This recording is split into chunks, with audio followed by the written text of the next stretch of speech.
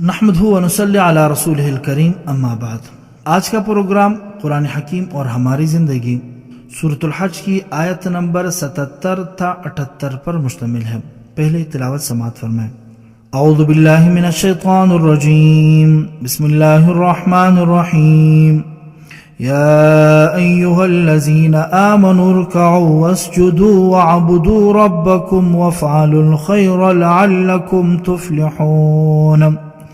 وجاهدوا في الله حق جهاده واجتباكم وما جعل عليكم في الدين من حرج ملة أبيكم إبراهيم وسماكم المسلمين من قبل وفي هذا ليكون الرسول شهيدا عليكم وتكونوا شهداء على الناس فأقيموا الصلاة وآتوا الزكاة واعتصموا بالله هو مولاكم فنعم المولى ونعم النصير۔ صدق اللہ العظیم۔ ان آیت کا ترجمہ سماعت فرمائیں۔ اے ایمان والو، رکوع کرو اور سجدہ کرو اور اپنے پروردگار کی بندگی کرو اور بھلائی کے کام کرو تاکہ تمہیں فلاح حاصل ہو، اور اللہ کے راستے میں جہاد کرو جیسا کہ جہاد کا حق ہے۔ اس نے تمہیں اپنے دین کے لیے منتخب کر لیا ہے اور تم پر دین کے معاملے میں کوئی تنگی نہیں رکھی۔ اپنے باپ ابراہیم کے دین کو مضبوطی سے تھام لو، اس سے پہلے بھی تمہارا نام مسلم رکھا تھا، اور اس قرآن کریم میں بھی، تاکہ یہ رسول تمہارے لیے گواہ بنے اور تم دوسرے لوگوں کے لیے گواہ بنو۔ لہٰذا نماز قائم کرو اور زکوٰۃ ادا کرو اور اللہ کو مضبوطی سے تھامے رکھو، وہ تمہارا رکھوالا ہے، دیکھو کتنا اچھا رکھوالا اور کتنا اچھا مددگار۔ صدق اللہ العظیم۔ ان آیت کی مختصر تشریح سماعت فرمائیں۔ یا ایھا الذین آمنوا ارکعوا واسجدوا۔ سورۃ الحج میں ایک آیت تو پہلے گزر چکی ہے جس پر سجدہ تلاوت کرنا بالاتفاق واجب ہے۔ اس آیت پر جو یہاں موجود ہے، سجدہ تلاوت کے وجوب میں ائمہ کا اختلاف ہے۔ امام اعظم ابو حنیفہ، امام مالک، سفیان ثوری رحمۃ اللہ علیہ کے نزدیک اس آیت پر سجدہ تلاوت واجب نہیں ہے، کیونکہ اس میں سجدے کا ذکر رکوع وغیرہ کے ساتھ آیا ہے، جس سے نماز کا سجدہ مراد ہونا ظاہر ہے۔ جیسے ایک جگہ ارشاد فرمایا ہے وَاسْجُدِي وَارْكَعِي مَعَ الرَّاكِعِينَ میں سب کا اتفاق ہے کہ سجدہ نماز مراد ہے، اس کی تلاوت کرنے سے سجدہ تلاوت واجب نہیں ہوتا۔ اسی طرح آیت مذکورہ پر بھی سجدہ تلاوت واجب نہیں۔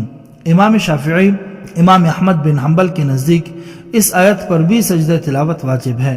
ان کی دلیل ایک حدیث ہے جس میں یہ ارشاد ہے کہ سورۃ الحج کو دوسری سورتوں پر یہ فضیلت حاصل ہے کہ اس میں 2 سجدہ تلاوت ہیں۔ امام اعظم ابو حنیفہ کے نزدیک اس روایت کے ثبوت میں کلام ہے، تفصیل اس کی کتب حدیث میں دیکھی جا سکتی ہے۔ ارشاد فرمایا وجاہدوا فی اللہ حق جہاد۔ لفظ جہاد اور مجاہدہ کسی مقصد کی تحصیل میں اپنی پوری طاقت خرچ کرنے اور اس کے لیے مشقت برداشت کرنے کے معنی میں آتا ہے۔ کفار کے ساتھ قتال میں بھی مسلمان اپنے قول، فعل اور ہر طرح کی امکانی طاقت خرچ کرتے ہیں، اس لیے اس کو بھی جہاد کہا جاتا ہے۔ حق جہادی سے مراد اس میں پورا اخلاص اللہ کے لیے ہونا ہے، جس میں کسی دنیاوی نام نمود یا مال غنیمت کی طمع و لالچ کا شائبہ نہ ہو۔ حضرت ابن عباس رضی اللہ تعالیٰ عنہ فرماتے ہیں کہ حق کا جہاد یہ ہے کہ جہاد میں اپنی پوری طاقت خرچ کرے اور کسی ملامت کرنے والے کی ملامت پر کان نہ لگائے۔ اور بعض مفسرین نے اس جگہ جہاد کے معنی عام عبادات اور احکام الہیہ کی تعمیل میں اپنی پوری طاقت پورے اخلاص کے ساتھ خرچ کرنے کے لیے کیے ہیں۔ اور حضرت عبداللہ ابن مبارک رحمۃ اللہ علیہ نے فرمایا کہ یہاں جہاد سے مراد اپنے نفس اور اس کے بے جا خواہشات کے مقابلے میں جہاد کرنا ہے، اور یہی حق جہاد ہے۔ آگے ارشاد فرمایا وَاجْتَبَاكُمْ۔ حضرت واثلہ ابن اسقع رضی اللہ تعالیٰ عنہ کی روایت ہے کہ رسول اللہ صلی اللہ علیہ وسلم نے فرمایا حق تعالیٰ نے تمام بنی اسماعیل میں کنانہ کا انتخاب فرمایا، پھر کنانہ میں سے قریش کا، پھر قریش میں سے بنی ہاشم کا، اور بنی ہاشم میں سے میرا انتخاب فرمایا۔ ارشاد فرمایا وما جعل علیکم فی الدین من حرج، یعنی اللہ نے دین کے معاملے میں تم پر کوئی تنگی نہیں رکھی۔ دین میں تنگی نہ ہونے کا مطلب بعض حضرات نے یہ بیان فرمایا کہ اس دین میں ایسا کوئی گناہ نہیں جو توبہ سے معاف نہ ہو سکے، اور عذاب آخرت سے خلاصی کی کوئی صورت نہ نکلے، بخلاف پچھلے امتوں کے کہ ان میں بعض گناہ ایسے بھی تھے جو توبہ کرنے سے بھی معاف نہیں ہوتے تھے۔ حضرت ابن عباس رضی اللہ تعالیٰ عنہ نے فرمایا کہ تنگی سے مراد وہ سخت اور شدید احکامات ہیں جو بنی اسرائیل پر عائد کیے گئے تھے، اس امت پر ایسا کوئی حکم فرض نہیں کیا گیا۔ بعض حضرات نے فرمایا کہ تنگی سے مراد وہ تنگی ہے جس کو انسان برداشت نہ کر سکے۔ اس دین کے احکام میں کوئی حکم ایسا نہیں جو فی نفسی ناقابل برداشت ہو۔ باقی رہی تھوڑی بہت محنت اور مشقت تو وہ دنیا کے ہر کام میں ہوتی ہے، تعلیم حاصل کرنے میں، پھر ملازمت ہے یا تجارت ہے، صنعت ہے، کیسی محنتیں برداشت کرنا پڑتی ہیں، مگر اس کی وجہ سے یہ نہیں کہا جا سکتا کہ یہ کام بڑے سخت اور شدید ہیں۔ حضرت قاضی ثناء اللہ نے تفسیر مظہری میں فرمایا کہ دین میں تنگی نہ ہونے کا یہ مطلب بھی ہو سکتا ہے کہ اللہ تعالیٰ نے اس امت کو ساری امتوں سے اپنے لیے منتخب فرما لیا ہے، اس کی برکت سے اس امت کے لوگوں کو دین کی راہ پر بڑی سے بڑی مشقت اٹھانا بھی آسان بلکہ لذیذ ہو جاتا ہے۔ ملت ابیکم ابراہیم، یعنی ملت ہے تمہارے باپ ابراہیم کی۔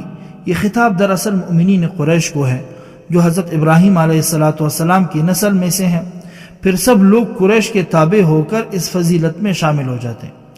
اور بعض حضرات نے فرمایا ابیکم ابراہیم کا خطاب سب امت کے مسلمانوں کو ہے، اور حضرت ابراہیم علیہ السلام کو ان سب کے لیے باپ ہونا اس اعتبار سے ہے کہ حضرت نبی کریم صلی اللہ علیہ وسلم امت کے روحانی باپ ہیں، جیسا کہ ازواج مطہرات امہات المؤمنین ہیں، اور نبی کریم صلی اللہ علیہ وسلم کا حضرت ابراہیم علیہ السلام کے اولاد سے ہونا ظاہر اور معروف ہے۔ ہوا سماکم المسلمین، یعنی ابراہیم علیہ السلام ہی نے امت محمدیہ اور تمام اہل ایمان کا نام قرآن سے پہلے مسلم تجویز کیا ہے، اور خود قرآن میں بھی جیسا کہ حضرت ابراہیم علیہ السلام کی دعا ہے، قرآن کریم میں یہ منقول ہے کہ ربنا وجعلنا مسلمین لک۔ قرآن کریم میں جو اہل ایمان کا نام مسلم رکھا گیا ہے، اس کے رکھنے والے اگرچہ براہ راست حضرت ابراہیم علیہ السلام نہیں ہیں، مگر قرآن سے پہلے ان کا یہ نام تجویز کر دینا قرآن میں اسی نام سے موسوم کرنے کا سبب بنا، اسی لیے اس کی نسبت بھی حضرت ابراہیم علیہ السلام کی طرف کر دی گئی ہے۔ ارشاد فرمایا لیکون الرسول شہیدا، یعنی آپ محشر میں گواہی دیں گے کہ یہ میں نے اللہ تعالیٰ کے احکام اس امت کو پہنچا دیے تھے، اور امت محمدیہ اس کا اقرار کرے گا، مگر دوسرے انبیاء جب یہ کہیں گے تو ان کی امتیں مکر جائیں گی۔ اس وقت امت محمدیہ شہادت دے گی کہ بے شک سب انبیاء نے اپنی اپنی قوموں کو اللہ کے احکامات پہنچا دیے تھے۔